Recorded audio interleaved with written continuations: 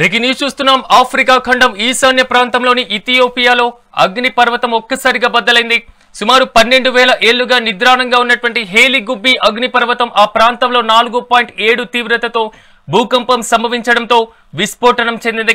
దీంతో 15 కిలోమీటర్ల ఎత్తులోకి పెద్ద ఎత్తున బూడిద దట్టమైనటువంటి పొగలు ఎగగమ్ముతుంది.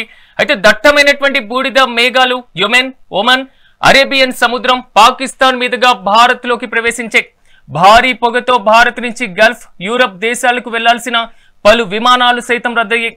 ఈ క్రమంలో బూడిద మేఘాలు కమ్ముకొని ఉన్నటువంటి ప్రాంతాల నుంచి ప్రయాణించవద్దంటూ విమానయాన సంస్థలకు DCCA అత్యవసర సూచనలు కూడా చేయడం జరిగింది. ఆఫ్రికా ఖండం ఈశాన్య ప్రాంతంలోని ఇథియోపియాలో అగ్ని పర్వతం ఒక్కసారిగా బద్దలవ్వడం మాత్రం ప్రపంచవ్యాప్తంగా ఉలిక్కిపాటుకు గురి చేసింది.